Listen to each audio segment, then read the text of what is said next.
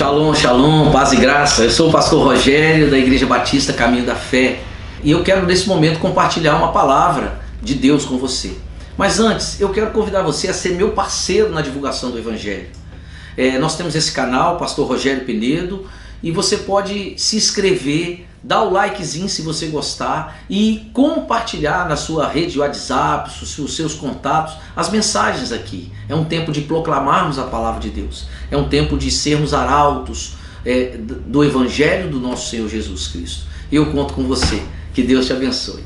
Mas a palavra que eu quero ler está em Isaías, capítulo 55, verso 10 e 11. Diz assim: porque assim como desce a chuva e a neve dos céus, e para lá não tornam, sem que primeiro regue a terra e a fecundem, e a faça brotar para dar semente ao semeador e pão ao que come, assim será a palavra que sair da minha boca. Não voltará para mim vazia, mas fará o que me apraz e prosperará naquilo para que a designei. Deus aqui dá um exemplo que a chuva, quando ela cai, a neve, ela tem um propósito: regar a terra e permitir que as sementes fecundem, que haja frutos, que haja produção.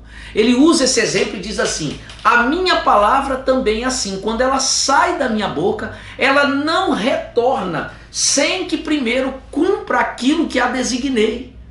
Então, quando Deus libera uma palavra de cura, ela não retorna sem alcançar aquela pessoa para curá-la. Quando Deus libera uma palavra de salvação, quando Deus libera uma palavra de restituição, quando Deus libera uma palavra de libertação, ela vai e cumpre aquilo que ela foi designada. Nós vivemos dias em situações que nós às vezes nem cremos no milagre. Nós estamos às vezes passando um aperto tão grande, ou uma dificuldade tão grande, ou estamos envolvidos assim numa situação que a nossa fé parece que nem existe. Parece que não tenho fé, eu não tenho fé para isso, eu não tenho fé que isso vai acontecer, eu não acredito nisso.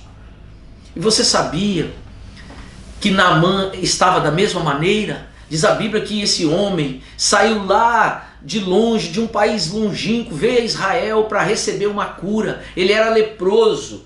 E ele ficou sabendo que em Israel tinha um profeta, o profeta Eliseu, que Deus usava, e ele ficou sabendo que se o profeta orasse por ele, ministrasse sobre ele, ele ficaria curado. Então ele veio atrás do profeta. E quando ele chega na casa do profeta, o profeta não sai do lado de fora para falar com ele, mas manda um recado e diz assim para ele: fale para Naamã mergulhar 7 vezes no rio Jordão.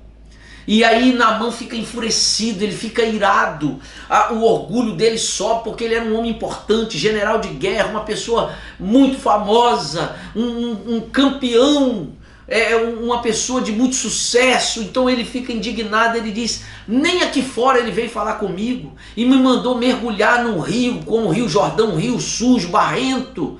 Se lá na minha terra tem rios melhores. Então ele começa a murmurar, ele começa a reclamar, e ele começa a ficar irado com aquilo ali, entende? E eu pensei que ele ia orar por mim, que ele ia impor as mãos, que ele ia liberar uma palavra, eu pensei que ele ia fazer isso, fazer aquilo, e na verdade Naamã começa a querer voltar para sua terra, ir embora, indignado com aquela situação. Mas de repente os soldados de Naamã chegam e para ele falam: meu senhor, meu pai o tratam assim. E dizem para ele assim: não, se o profeta tivesse pedido alguma coisa difícil, o senhor não faria. Quanto mais que ele pediu só para você ir ali, dar 7 mergulhos, não custa nada. E Naamã decide obedecer o profeta, não porque ele acreditou, mas porque os amigos dele ali o incentivaram a obedecer. Sabe, queridos, às vezes você não tem fé, às vezes nós não estamos com fé para certas coisas, mas eu quero te dizer da parte de Deus: escolha obedecer, mesmo sem fé, mesmo que você procure a fé e fala: não tenho, mas você obedece. Eu não vejo fé em Naamã, eu vejo ele obedecendo porque ele foi convencido, não custa nada. Talvez ele pensou: eu vou dar 7 mergulhos, mas se não acontecer nada eu volto aqui e pego esse homem. Talvez ele pensou isso naquele momento de ira, de raiva. Entende? Mas eu não consigo ver fé aqui no texto aqui de Reis, capítulo 5, 2 Reis, capítulo 5, que narra essa história. Eu não consigo. Mas Naamã recebeu uma palavra, ele mesmo sem fé, mesmo convencido, ele obedeceu. E porque ele obedeceu, ele recebeu a sua vitória, a sua cura. O profeta tinha dito: mergulhe 7 vezes. Ele mergulhou 1, 2, 3, 4, 5, 6, nada aconteceu. Na 7ª vez, quando ele retorna daquele mergulho, a pele dele estava completamente sarada, curada. Querido, mesmo que você não esteja sentindo, vendo nada, obedeça ao Senhor, porque o seu milagre está na obediência. O nosso milagre está na obediência, em obedecer ao Senhor.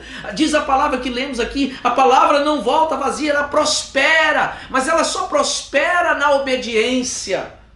E quando você obedece, na verdade já tem uma fé escondida ali, sim. Deuteronômio 28, as pessoas oram muito aqueles versículos, mas a Bíblia diz assim: se ouvires a minha voz, virão sobre ti. Então é condicional. Quando você obedece, então você está abrindo a porta para receber seu milagre. Mesmo sem crer, fala: eu não estou crendo, mas eu vou continuar orando. Eu não estou crendo ainda, mas eu vou continuar buscando. Eu vou continuar me enchendo de Deus. Eu vou continuar profetizando. E o milagre vai acontecer, porque o milagre está na obediência. Quer ver uma outra situação? Lucas capítulo 5 também. Lucas capítulo 5 fala que Pedro pescou a noite inteira. Noite toda ele pescou e não pegou nada. De manhã cedo Jesus chega para ele e fala assim: Pedro, joga a rede mais ali. E aí Pedro argumenta. Pedro fala: eu sou pescador. Eu pesco aqui há muitos anos, eu conheço esse lago. E esse horário também não é horário de pescar, não. Eu acordei de madrugada e fui pescar e não pesquei nada. Agora já está de dia, sol quente. O sol já está a pico. E o Senhor está mandando eu jogar a rede lá. Isso não é horário de peixe, os peixes não se alimentam nesse horário. E Pedro começa a encher de argumentos, cheio de argumentos. Aí depois Pedro para assim um pouquinho e fala assim: mas por causa da sua ordem, da sua palavra, eu vou lançar a rede. Eu não vejo uma fé forte aqui, mas eu vejo aqui um espírito de obedecer. Mesmo que tudo seja ao contrário, ele diz: eu vou obedecer. E ele vai e obedece e joga as redes. E quando ele joga a rede, diz a Bíblia que ele pega muito peixe. Tanto peixe que o barco dele se enche, tem que chamar um outro barco, enche o barco. E mesmo sendo grande a quantidade de peixe, as redes não se romperam. Por que ele teve essa pesca maravilhosa? Porque ele obedeceu a Jesus. Querido, obedecer é melhor do que sacrificar. Escolha obedecer. Se o Senhor está mandando você perdoar alguém, perdoe. Perdoe, comece orando e abençoando aquela pessoa, liberando perdão sobre aquela pessoa. Se Deus está mandando você desfazer de alguma coisa, de você abandonar alguma coisa, obedeça, mesmo que esteja sua carne tremendo. Sabe, Paulo diz: eu esmurro meu corpo para não ser reprovado. Entende? Ele esmurra o corpo dele. Irmãos, às vezes a pessoa está dizendo, ela diz assim: pastor, eu não consigo libertar-me da área de pornografia. Quando eu chego no meu quarto à noite, está lá o computador, aí eu acesso. Eu já orei, pastor, eu já fiz de tudo. O que é que eu faço, pastor? O que é que eu faço para me libertar daquilo? Querido, a Bíblia, Jesus disse o seguinte: que se seu olho te faz pecar e você não consegue dominar, arranca-o. Se a sua mão te faz pecar e você não consegue dominar, corte a mão. É claro que não é para você literalmente arrancar o olho e cortar a mão, não é isso. Mas você vai lá e arranca o computador da sua casa, você tem uma atitude radical. Você para de ir naquele lugar, você para de frequentar aquele ambiente. Entende?